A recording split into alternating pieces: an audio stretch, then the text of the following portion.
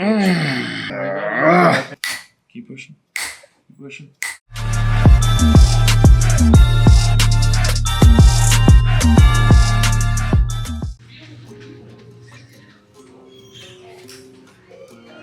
Pause right there. Let's hop up my feet like that.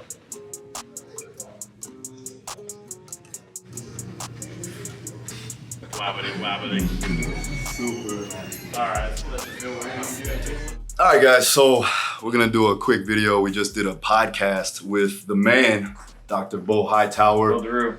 Workout. 5-time MMA Trainer of the Year. My man, see that? That's why I get him here. He just bigs me up all the time. But in all actuality, this man is awesome at what he does. So as you can see, my ankle's jacked up. We got probably some tears in the ligaments, most likely. Certainly chronic tears. And then, you know, about the ACL injury, got that fixed, but it still causes some issues.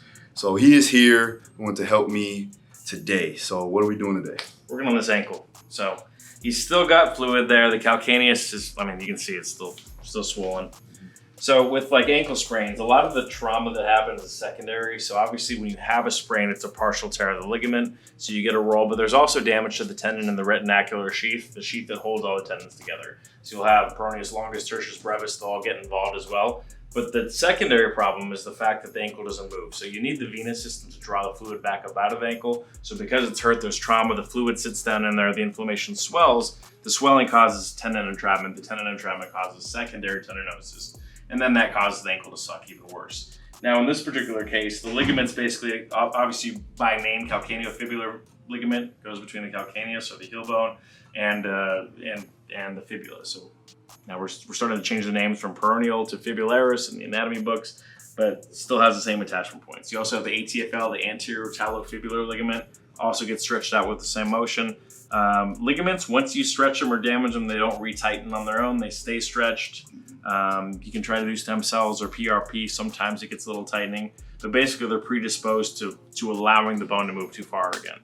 So what we need to actually do is loosen up the inside part a little bit to match tension because he's got more tension on the inside than outside. So it's predisposing him to rolling it over and over again. We also need to chase some of the fluid back out of there, glide the tendons out because of that secondary tendinosis. You can even see some of it like right there. That's tender. Mm-hmm. Yeah. So even though the ligamentous parts are here and here primarily, all these tendons that wrap down here that control his toes and eversion, they're all getting involved too. So by the time we get done, we should be able to hop on one foot quite a bit better than what we started. If not, we're just gonna delete the video. So we were talking on the live about like common themes that we see with MMA fighters and injuries, and that shit hurts so fucking bad. Ah! Damn! It's gonna be worse than me, man. Tell them what you usually commonly see with MMA fighters when they come see you, because you've seen a lot of them. Yeah, a lot of them want to hit me or kick me, or I think Hector judo threw me. Yeah. Fuck. Yeah, so most of the patterns, you know, primarily, like I said, from grappling, the neck is going to be tight, stiff. You'll get some rib elevation. Those have got to be corrected occasionally. You know, like I said, for whatever reason, it seems like the hard sparring has kind of drifted out of the sport. So I'm not seeing as much like acute lower back stuff as we used to, which is nice because it's a pain in the ass, especially with the big guys. Yeah. Sure, we had who knows when this will go up, but we had a Bellator fighter recently, torn meniscus, and she probably will need surgery eventually, but the flap was caught up in the joint on the lateral side, right? So go in MRI, can't bend the knee, can't move the knee. And I've seen these before. You just, without sticking a scope in it, you don't know what kind of tear it is, right? You don't know if it's a bucket handle or if it's a radial tear or whatever. So the MRI confirmed it. It's got some beat up knees. Yeah. So there were some secondary trauma. So once I was able to kind of move the fibular head back and glide the kneecap over, we were able to get into like a grade 3-4 MOB, which is more of a typical PT, to get to near end range. So I was able to almost straighten it. So then we go and we get her on the Aerodyne, right? And back on the compression boots, back to the Aerodyne. By the third round, the part that was stuck slid back out, and the next day she was sparring. Wow. You know, we didn't want her going fully back on right away, but you know, she generally feels better now than it did before she heard it. Nice. So she's taking the fight. So, you know, anybody else in the world, she came in on crutches with the knee wrapped. Oh, wow. You know, and again, I've seen this before. a lot of times, you know. And I told her right away, we'll know today if you're gonna have to pull out of the fight or not. Like if we're right, you'll be able to get there on the aerodyne and be able to straighten it, and that piece will break free, and you'll be able to get back to training. Like you'll know pretty quickly. Yeah. And this particular fighter, she's not from this country. She doesn't have insurance. She's locked out of her country currently. Wow. So like without taking this fight, like what's gonna happen, right? She can't go home even. It's actually a blessing in a way because she was able to put all of her trust with me because she had no other options, right? So if you're from here and you have the, you know, the orthodox or whoever else, they're gonna be like, no, this is gonna be worse later on. And it might be, but in this particular case, she's at the end of her career. She wants this fight bad. She's co-main. That's one thing that like I see a lot of when you're working with fighters, and sometimes that's all they have. You gotta give them what they can and help them embrace that dream. And, and financially, like what are they gonna do if they don't take this fight a lot of times? You know, if you're blessed, you have a big name fighter that's, you know, really made a lot of money, and you can be a little more cautious with them because you're kind of helping them and their manager and their coach to formulate the direction of their career. But other guys, they can't afford to pull out, you know, both career-wise and finance-wise, right? Actually, what he was saying earlier, the Paul Felder story is the funny one because he was there with Cowboy Cerrone, and you know, he's from Philadelphia or something, right? Like, snowboard all the time. Cowboy drags him up on the mountain. He falls, moves his, you know, separates his collarbone. It's like over here. Wow. Cowboy, what was this? What fight was this? This was right before he had the spinning back. His first knockout, his first spinning back face. What's the coach from Team Alpha Male? Yeah, I know you're talking about too. Guy was trying to fight Cody No Lips. Buddy, the Shadow King, or whatever the guy's name was. So yeah, I was like, I don't know. He's like, can you fix that? I'm like, I don't know. Let's see if we can get it back in. Yeah. And it took a long time to prep the tissue, but we were able to move the collarbone back in. Got back to training. So you just, you know, some of the stuff you actually learn with the fighters because these aren't injuries that regular people have. And they're willing to try basically anything to save their fight. So it expands my repertoire and my knowledge by being able to have somebody that's willing to push themselves to that limit, you know. And then you're running a balance of, you know, talking to their manager, talking to their doctor, and talking to their head coach. Because sometimes it's like the career, right? Like, you know, we can't afford to not be at 80% for this fight. No. And some people are like, 80's all I got. I can't make my bills. Get them as close as you can get to them. I'm going to be cut if I don't, you know, if I pull out of this one, you know. Well, that's the same thing when they take fights on short notice too. Have to at some point, you know, where you got to be ready to get them in at least the most amount of shape they can be to be successful. Because at the end of the day, it's like make or break for most of them. You know? Well, yeah, when you got a guy with an injury and you're like, well, shit, how do we get his weight down, or how do we keep his cardio up when he can't run, right? So pumping the bike, you don't want to blow the arms out. So that's what you do is a lot harder and a finer needle thread than what I do. Yeah, it comes down. Well, that's why I tip my cap to you. It's having communication though too. Like if I, you know, what I have with Katie too here, and I have the clinicians that help out. You know, having that lines of communication open definitely does help. Because then I can see, okay, what exactly is going to be beneficial? What can I not do? Right. What are my limitations for him today? What's going to make it worse? Right. Like, and they can tell you. Right there. Yes.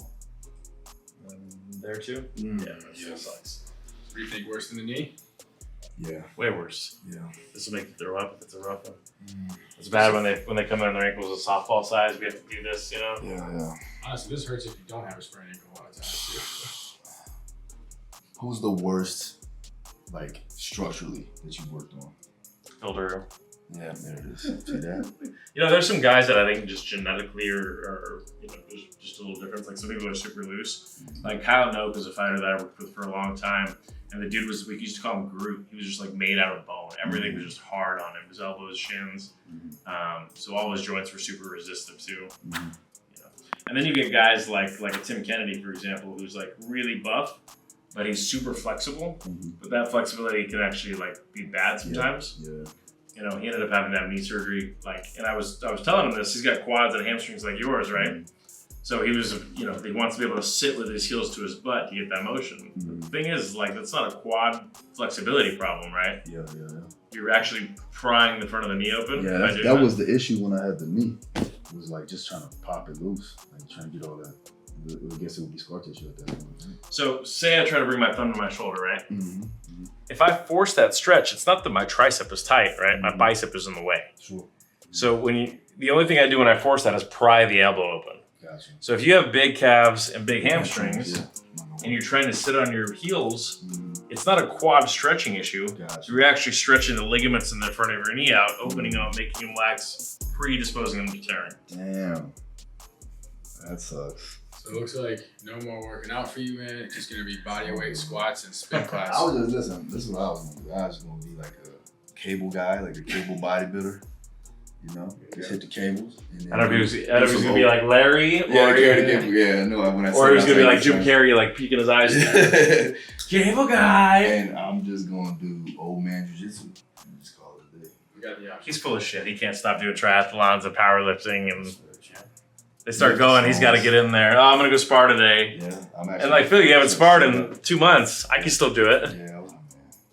Gonna double leg you. Watch his IG, man. He's got the move. Now. Dr. Gregory Donadio. You know you want to follow me. You know you want to. Founding doctor, elite OSM.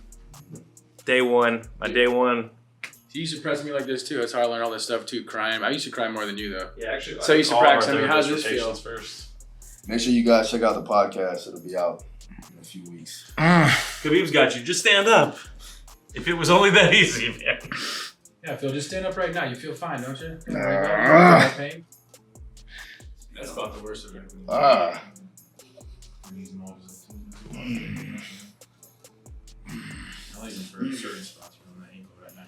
It's gotta go to your happy place, man. Anywhere but here. Yeah, I'm freeing up the tissue, the soft tissue, particularly the retinaculum around the inside part of the calcaneus, so that way I can move the heel bone laterally.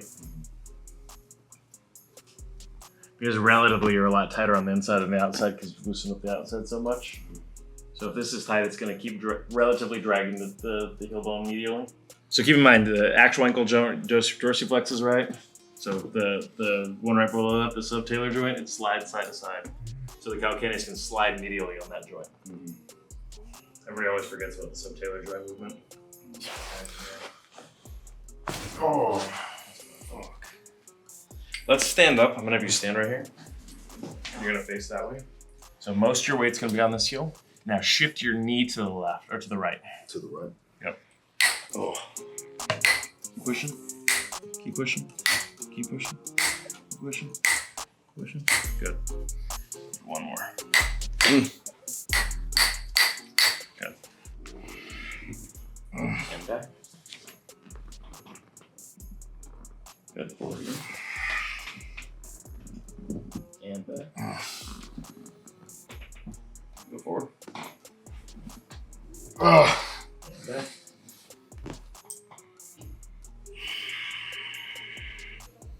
Good. Back up. Feels like you guys are never allowed back here again. This is some Ah, there it is. Try to move the toes down. And back up. And down. And back up. And down. And back up. And down. Good. Keep going. Back up. Straight down. Let's do like 7 right there. I'm not gonna let go of it. Just try to keep moving it. Mm-hmm. Ah. What's up, guys? Oh, hey, how's it going? All right. You doing? You good? Good, yeah. Coming through. Coming through.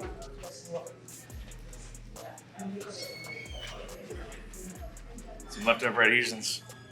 Let's go, champ. Man, Let's man. go, champ. Let's go, champ.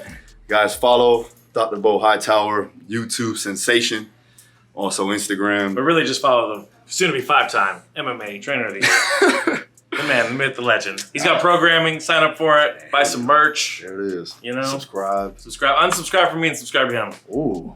Do it. Do it. Trying Unsubscribe from to hit the algorithms hard. All right. Make sure you hit the like button. See you again next time. Peace.